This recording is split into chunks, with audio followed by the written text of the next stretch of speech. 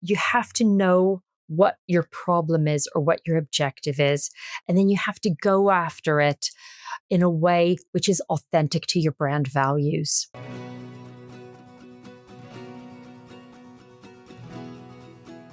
Welcome to the Underground Podcast. I'm Kate, the gardener guru, horticultural consultant, and writer and presenter on all things gardening. And I'm Phil, co-founder of Right O'Bara, a creative marketing agency for the home and garden sectors. Join us in conversation with those people shaping the UK's garden care industry. So, without further ado, let's get down and dirty. We're delighted to welcome onto the Underground today Beth Johnson, who is the CEO of Umbrella, a promotions agency. Welcome, Beth. Hi, thanks, Phil, for having me. It's a pleasure. Beth, perhaps we could start by you just telling me a bit about what we mean by a promotions agency. Yeah, I have to admit, it's a really old-fashioned term. And honestly, there's been so many variations of it through the years. We've had below-the-line agency. We've had promotions and incentives, sales promotions. But I think really in modern day times, what it means is a creative marketing agency, which specializes in helping you drive data and drive sales in retail environments as well as online. Fantastic. That was nice and clear. So, Beth, you obviously have run over the years thousands of different promotions. Can you just tell us what the key benefits are of running a brand promotion?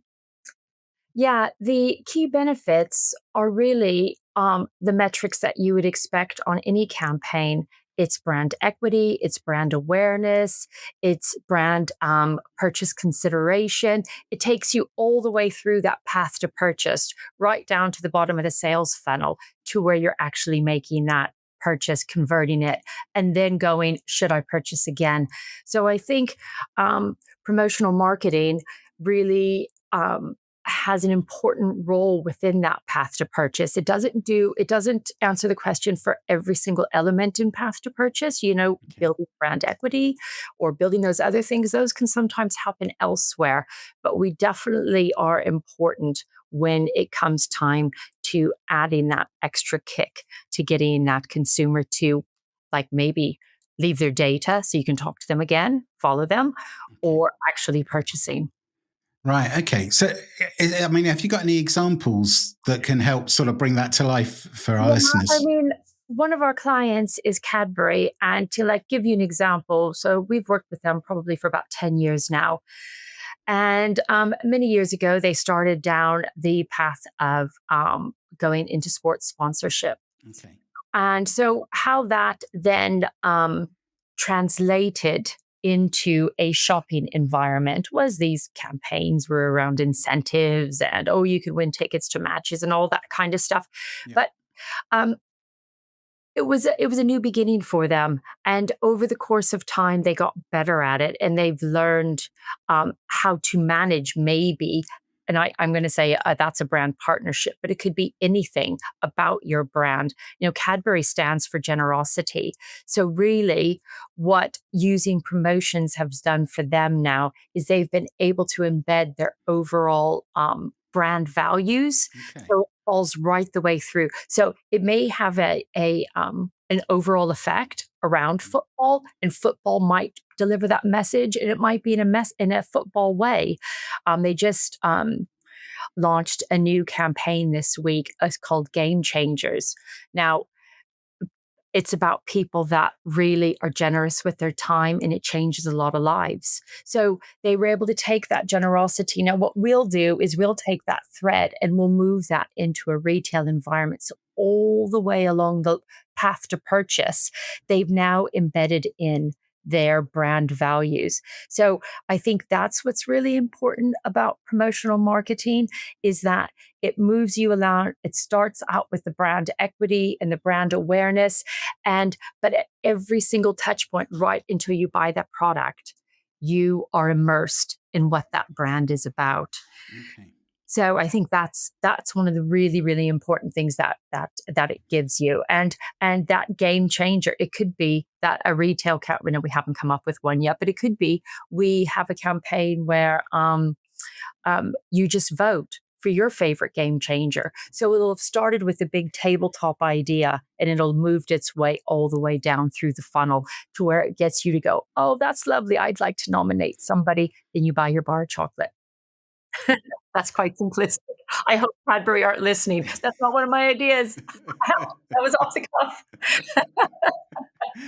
And so, I mean, is that something that you'd recommend to anybody coming to you, that if they were running a promotion, it would be an extension of their brand values. It would help embody their brand as a whole. Yeah, I mean, that is just one of the pillars of promotional marketing, is that you have to ensure that it embodies your values. But I mean, I think the garden sector, much like the grocery sector, is different in that you've got all these brands that sell within a third-party retail environment. So you've also got to meet your customers' objectives as well. So somebody like Cadbury's got to meet Tesco's objectives.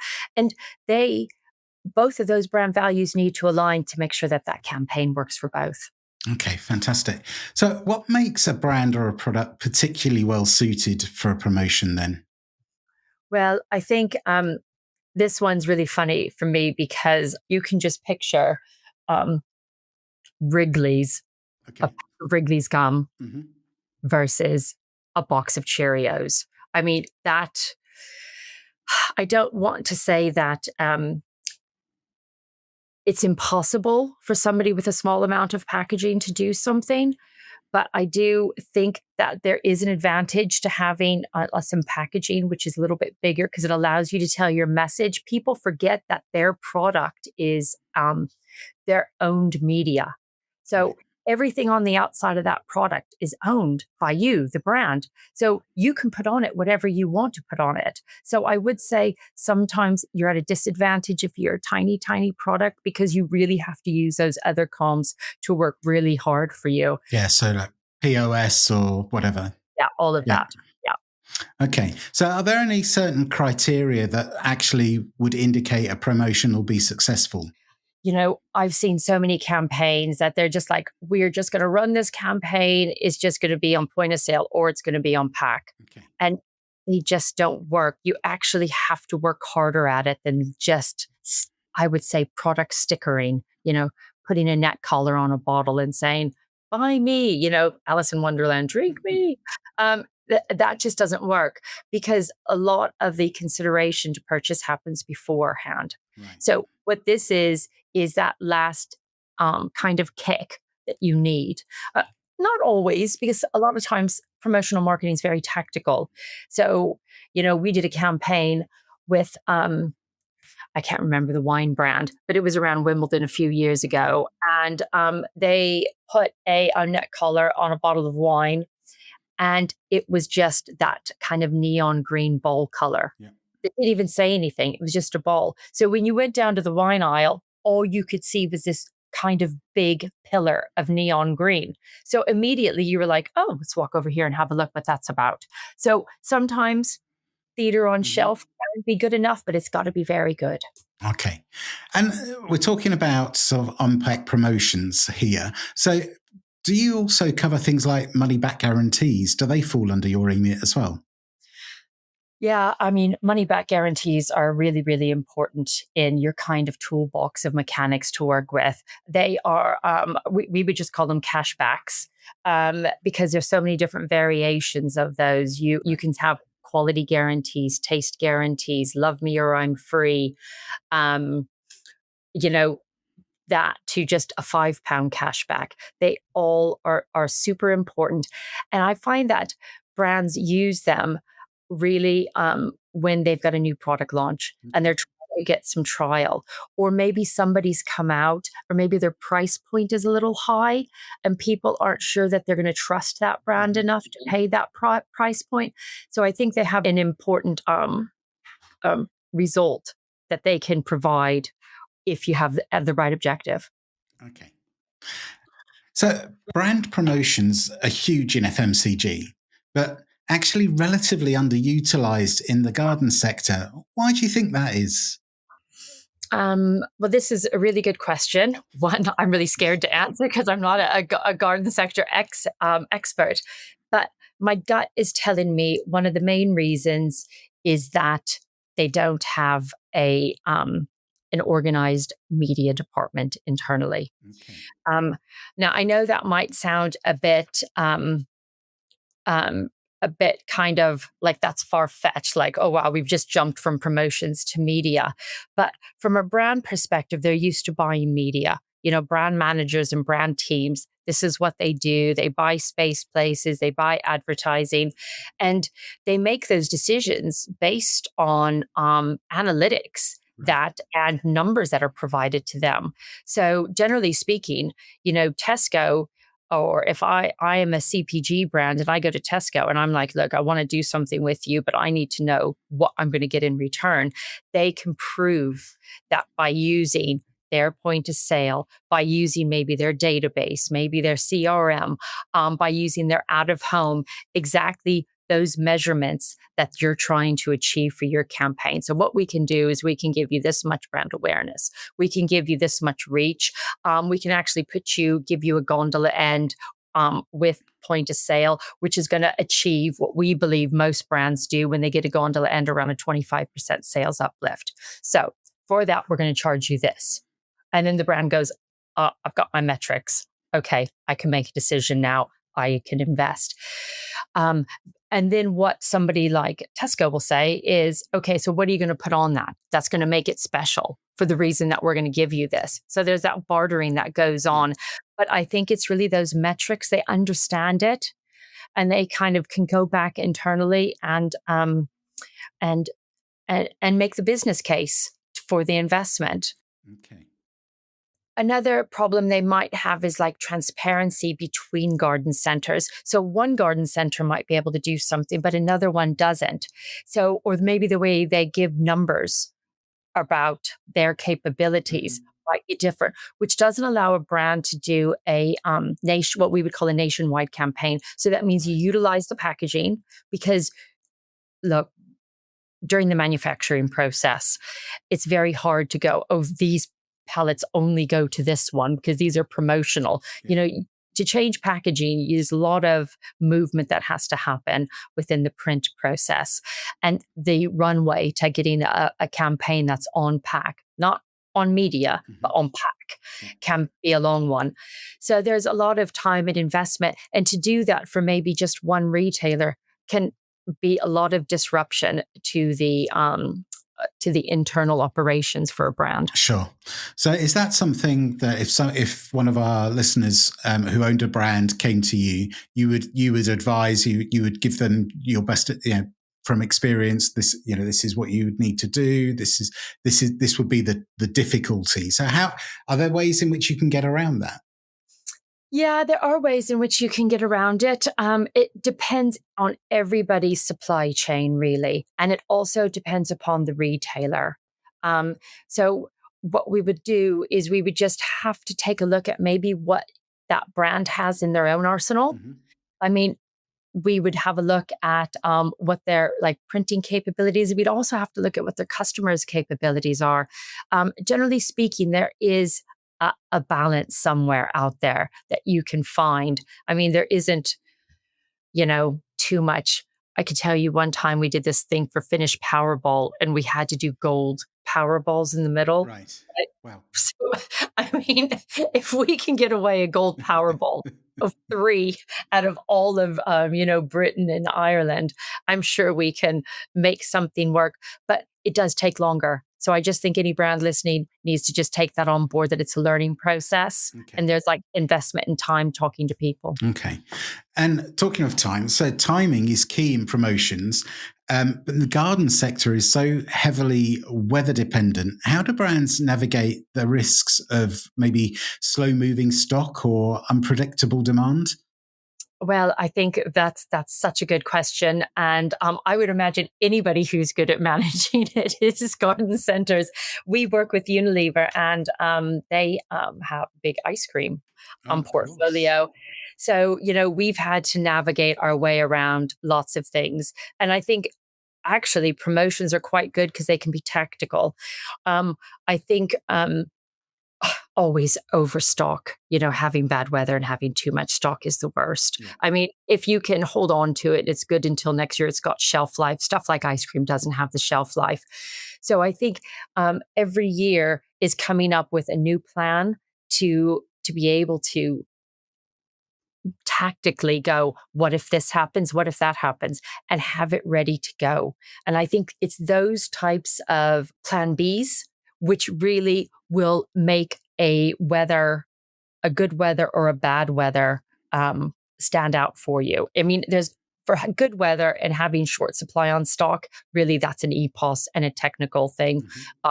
There's a lot of software out there that can be bought around weather that can help. But overstock, I mean, garden centers work a lot with charities. And I would say one way in which a garden center or a brand that supplies that garden center can look at it is by digging back into those charities they work with and having a really agile system for getting that oversupply into the charitable streams. And that can make some lovely social posts. It can be part of an overall strategy, but it also solves a business problem. So I think if you think really clever and you think ahead of time, so you actually are prepared for those down times. I mean, years ago in Leicester Square, Haagen-Dazs regularly, you would see people in the rain holding stuff because they would just have this thing that, and then they would do photo shoots around it and they would be like, oh, look at us. We're so popular in the rain in London. No, they just gave it away because it was just too much. So I think it's just, boxing clever. Right. Fair enough. What are some of the other things that people can do as a promotion? Have you come across any sort of bizarre things or really clever ideas that you think, wow, that was really good? Yeah. Right now, life, I'm older, I've got grown children, and things have moved on with kind of digital and social media. And what's really interesting is seeing some of the way they're taking very like bog standard, what I would say a promotional mechanic or lever, and changing it. So we're seeing a lot of stuff that's all around VIP access, merch drops, things that are limited access only. So if you buy our product, you get access to Glastonbury tickets the hour before it goes live. I mean, those are the ones around music. I think they've done a lot too. But Guinness is definitely getting into this. Cadbury's as well, especially around sporting and football shirts and that kind of thing. I think the garden sector has such a host. They just have an army of just influencers and people that just love, and follow they have online followings. So yeah, I think from the garden sectors having this huge following in this online community, that there are things that they will be able to do there, whether it's, a new gardener's coming out with a new book. They're going to secure some signed ones. The first few that come through the door this weekend are going to get the first 100 signed copies. It's really thinking about how that can add value to the customers that come through your door in a real and meaningful way, and stuff that they really like. Not always just the cashbacks. The cashbacks, we've talked about those, but really, when you do a cashback, it devalues or an offer on shelf. So in other words, you're always on offer. 3 for $16.99. Bags of compost are always 3 for $12.99, 3 for $16.99, whatever it is. I expect that's what they're always going to cost, because having it on offer all the time, like having cereal on offer for $2, in Sainsbury's, it makes all of us shoppers go, that's all your product is worth. So doing particular mechanics, but doing them in a new way, which a bit more of a modern way, can result in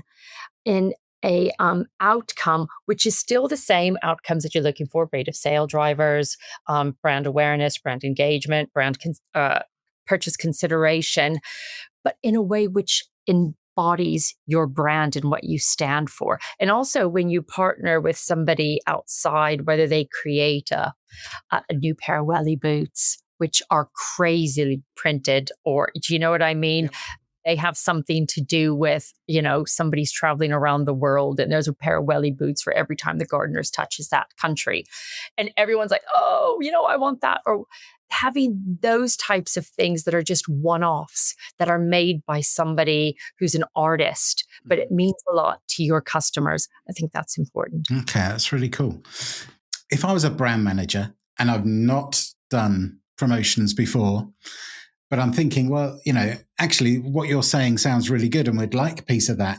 But I'm worried because I don't want to expose my business to, thousands, hundreds of thousands of pounds worth of cost because I've misjudged something. What would you say to someone like that? I mean, is there things that they can do? Yeah, I think that there are. You just have to work with a specialist. These things are really quite straightforward, but there are a lot of minefields. Promotional marketing is heavily regulated. Okay. It's got a whole section that's put out by the ASA, Advertising Standards Authority. It's called CAP Code. Okay. There's a whole section on CAP Code for promotional marketing. And yeah, you have got to get your terms and conditions. People think that a prize draw is really straightforward. Just put your name in a hat and, somebody internally can pull it and we can just do it. It's not like that. We really, because we also do the digital side of promotional marketing, so we collect the data. We've had to jump through hoops. We work with Zurich as well. We work with, Unilever, these big brands. You have got to have every policy, every kind of piece of data in compliance kind of in a row to be able to pass through these hurdles. So I think that really working with an agency that understands the data in compliancy rules and regulations, but also holds up to all of the ISO 27001 and all the other things from like actually holding data, or if it's a brand or a retailer and they have their own internal systems, then that's really what they need to say. We're going to manage that, and that everything is just a plug in and the data is just passed through. Right. But there's lots of people out there. There is the IPM, which is Institute of Promotional Marketing, and they have legal people on board there. Most brands will have their own legal teams to read over terms and conditions, but they're pretty straightforward. Just let a professional have a look at it. No, that's good to know.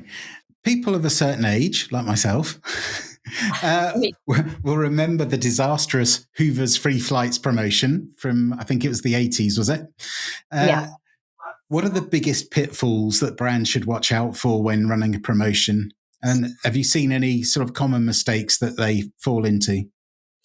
Yeah, I think it's so funny, the Hoover one. I will always say that this is a balancing act. So if you think about what is the price of your product, so what do they have to purchase to get a chance to win, or to get a free glass, or to get a free trowel, whatever it is, I buy this, I get that, or I get a chance to get it. What is that? What is that equation? So if we go back to the Hoover campaign as an illustration of this, Hoover was saying, buy this Hoover. I don't remember at the time. Is actually, I think it was 96 or 97. But they, let's say they cost 200, 300 pounds at the time. They were quite expensive. But at that time, going to America was very expensive. Yeah. And the two did not equate to each other. So it was like, buy a Hoover, throw it away, and get the free flight for your family, or whatever it was. And so you have to think about it that way. There's that it's got to be a balance act. You say to your customer or your consumer, this is what I want from you, but this is what I'm going to give you. There's got to be an equation of of fairness in that. And that will help guide you through those risk factors. Another one that's a real bugbear of mine is making false statements. So a brand will, and we get this quite a lot. They'll say, oh, I want somebody to buy this bottle or pack, whatever it is, and they're going to get X free. I just want everyone to get such and such. And we're like, wow, that's a really rich offer, like buy I don't know, pack of Guinness and get a t-shirt or something. We're like, wow, that's really rich. Yes. So it's going to say a free t-shirt with every purchase. Yeah. And then you go on and talk to them and they start talking about budget. And they say, oh, yeah, so I've got 1,000 t-shirts to give away. And I'm like, you sell like 20 million products. Like, how was that? And they're like, yeah, but in the subtitle, we're going to put to the first 1,000 to enter. And I'm like, and so, and they could have spent weeks talking about this internally. And then they're like, oh, we're just going to brief you on it. And I'm like, well, that's a totally illegal campaign. So making false statements, I think you have to be really true and you have to be fair to those people entering your campaigns and run a really good, put them first, always campaign. So that's my other one. Right. So customers first. Yes. Make sure that you're being authentic with them. Yeah. So Beth, how do you see the role of promotions evolving in the next, say, 5 years? I think if I were to talk about the role of promotions, I think personalization is probably the biggest change we see coming. There's a whole trifecta between AI, personalization, and digital that is literally transforming the retail world at the moment. So if you imagine, and I'm going to take it back to my space, back to grocery. Yeah. You imagine I show up to Tesco, I scan my Tesco club card and I get my little widget for scanning my shop as I go, and I go around the shop. And as I go around the shop, there's now digital screens. Mm-hmm. And as I pass by a digital screen, it turns to me and says, Beth, you looking for inspiration for dinner tonight? And I look at that screen and I'm like, what? And it says, and I'm like, push a button, yes. And then I get a link in my phone and it says, oh, here's a recipe. And at the bottom of the recipe are some coupons or maybe a cashback or maybe buy this and you'll get something. But there's now technology that's happening in retail that's tracking your shopping cart to your app and is letting those digital screens know. So now I'm going to change that to you, Phil. The same exact journey. You walk into Tesco, get a trolley, do the same journey as me, but 2 minutes later, you go by and that same digital screen. And the digital screen says, Phil, did you know the match was on tonight? You're going to pick up some Budweiser. Okay, I'm being a bit sexist there in terms of, I'm cooking and you're watching sport. So apologies. No, but that's fine by me. But I'm just trying to show the difference. And that's where the personalization comes in. Yeah. That kind of knowing who you are, knowing probably why you're here, because it's registered there's cultural moments going on, that you've done shopping for these particular products during cultural moments. And the creative might look different, the tone of voice, because maybe it doesn't talk.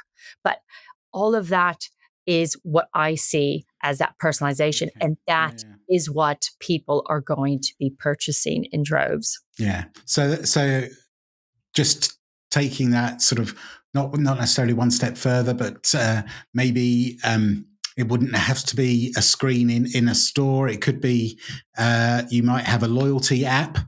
Yep. It could just be an NFC chip within point of sale someplace like that. There are other ways. There are steps before that happens, certainly. But it is that personalization of knowing what you are looking for. And therefore, it's tailoring and personalizing the messaging and the creative. So then if I am 34 and have 2 kids, the creative that I receive could be completely different because I just might like colors. But when I go at 57, go in the next one, I might get the same offer, but my colors might be totally different because visually to me, it's more appealing to be delivered in a different way. And so, yeah, I'm really excited for that. Yeah. So it's interesting. I was having a chat with someone just the other day about loyalty schemes within garden centres, and most garden centres, or especially the chains, have their own loyalty scheme, and you sign up for that, and you either get a card or an app and what have you. And they capture so much information about what you're doing. So they could be using those. They could be. And the interesting thing for me being that I really spend a lot on plants. So yeah, any garden centers out there that want to work with us, we might be able to do a trade. Is that they don't do anything with my data. That's the real I can't think of anything that I've had. Maybe Blue Diamond, maybe I've had an email from them if I can remember. And I think that's probably from a brand perspective. They want to see how you've done that, how you've grown it, not let that kind of data go stale. That's so important. And these loyalty schemes, brands really have the ability to drive traffic into a retail environment or a garden sector environment. And if you allow the brands to do it as a retailer, so we use a plug and play, so a brand will go out and say, here's a discount, go take it in store. It's good this weekend. Right. But that will be on their own out of home media that they'll have put elsewhere or online. It won't be anything to do with that retailer, but the brand will have pushed it. And as a bartering tool, they will have said to the likes of Tesco or Sainsbury's, this weekend, we are going to be sending people into store to you. So over that weekend, so maybe we can get the media a little cheaper. Yeah. So it's all a pull. But for them, they know that they're going to go and buy their product. But also the retailer knows that what the average basket spend is once somebody gets through the door.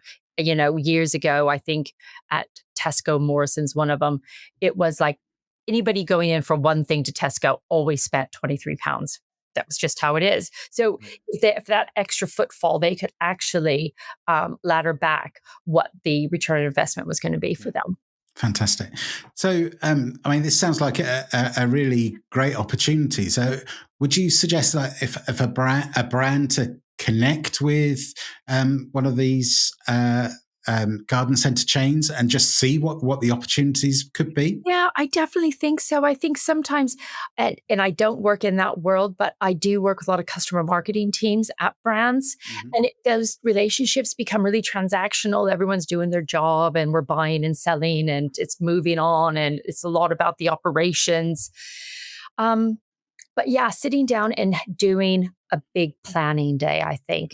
Sitting down and saying, okay, what have you got? Because actually where we're sitting from, we want to grow our business within theirs. And you show them your roadmap of what new products you have coming out and talk about maybe you've got problems. Maybe there's been, water shortages and and prices are going up. This is what the reality is today. Exactly. And I think having a planning session. And so actually saying to them, look, we're going to get our guys together. We're going to get your guys together. We are actually going to get outside of our offices and we're going to have a brand planning day, a strategy day with our core customers. And everyone's going to present back and forth. And this is where you find out where the retailer has find out about their charities, find out what they're trying to achieve over the next year, how they're trying to deepen their ties within their community, because retailers have their own problems. So the garden centers are going to say, there's been problems, or I don't know, roads blocked, people aren't coming, a competitor has set up, Lidl is now selling plants. Yeah. Look, that's a reality as well. How can you? No, we will help you with that. And if everybody understands everybody's key objectives and problems, I think they can sit around the table and work it out and come up with a good strategy. Yeah, excellent. So, Beth, if you had one golden rule for running a successful promotion, what would it be? think of one golden rule because there's just like many. But I think the biggest one is that you have to know what your problem is or what your objective is. And then you have to go after it in a way which is authentic to your brand values. Right. And in a way which is easy for your consumer or customer. You can't leave them out of the equation. Those three things are all interchangeable and they all have to work fluidly together. So it's not one. But I think there's magic when those things can happen. Brilliant. It's the rule of three. It's the rule of three. Excellent. So, Beth, we're going to bring things to a close now and understand that you are a big plant enthusiast. Well, I'm a purchaser. I'm not saying I keep things alive. Well, that's the best kind from a retailer's point of view. Oh. So, Beth, what plant or flower would always put a smile on your face and why? Well, it's just a really common one, but it's I would call it an achillea or a yarrow, just a common. You see them growing in hedges, but there's one variant which is like a pink salmon, and I just think is absolutely sunshine. And they literally are just these flat little cushions that just stare up at the sun, and the insects all land on them. And you don't have to give them very much love, but they give a lot. So that is my favorite. Probably a little bit too bog standard. No, not at all. Not at all. It's a personal choice. That sounds great. Well, listen, Beth, it's been absolutely fascinating talking to you and understanding a bit more about the promotions industry and actually seeing what opportunities there are within the garden sector. I think it's something which has been relatively untapped and could be really exciting. Excellent. Thanks so much for having me. We hope you enjoyed this episode. If you did, could I ask a small favour? Please take the time to review the show and share us with your colleagues. It really does make a difference and will help others to find us too. To keep up to date with the latest happening from the Underground, sign up to our email newsletter at theunderground.fm. I'm Kate Turner, the Gardener Guru. I'm a horticulturist, garden consultant and presenter. To find out more, check out my website at gardenerguru.co.uk. And I'm Phil Wright, the founding partner of Wright O'Bara, a creative marketing agency specialising in the home and garden sectors. And for anyone bringing a new product to market, we've created a handy 7-step guide to help take your product marketing from zero to hero. Find out more at wrightobara.com.